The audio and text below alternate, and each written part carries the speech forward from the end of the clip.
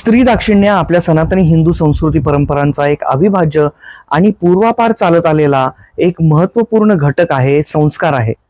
पार्वतीपुत्र श्री गणेश किंवा कौशल्यानंदन राम, कुंतीपुत्र अर्जुन, यशोदानंदन गोपाल, देवकीनंदन श्रीकृष्ण, अनुसूयापुत्र दत्तात्रेय, अंजनी सुत हनुमंत, गंगापुत्र भीष्म असो किंवा जिजाऊपुत्र शिवराय, राधेय, कौंतेय, अंजनेय असे मातेच्या नावाने ओळख सांगून किंवा संबोधन करण्याची प्रथा कालवश झाली खरी, पण ही आपली सनातन संस्कृती मातेचा कायम सन्मान करणारी आहे. याचा मात्र कधीच कुणाला विसर पडू नये. एवढंच नव्हे तर शिवा आधी शक्तीची उपासना करणारी, स्त्रीला नेहमीच अग्रस्थानी धरणारी ही आपलीच तर परंपरा आहे.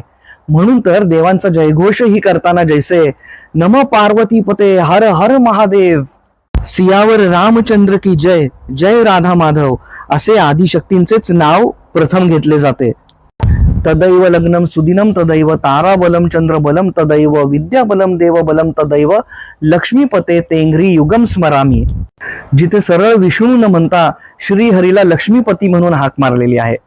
भाऊबीज, पाडवा, रक्षाबंधनच्या निमित्ताने आपण स्त्रीची अनेक रूपे पूजत असतो, तिच्याबद्दल कृतज्ञता व्यक्त करत असतो. परंतु आज जागतिक महिला दिन, स्त्रीला स्त्री म्हणूनच सन्मान देण्याचा हा दिवस. तेव्हा सहजच हा विचार मनात आला, वाटलं तुमच्या सोबत सुद्धा शेअर करावा, तुम्हालाही आवडेल मनन करायला. विश्वातल्या सर्वच माता भगिनींना मगा उच्चारलेल्या देवी देवतांचे खूप खूप आशीर्वाद लाभो आणि या विजयापुत्र संकेत कडून जागतिक महिला दिनानिमित्त खूप खूप खूप शुभेच्छा. जलसा करा.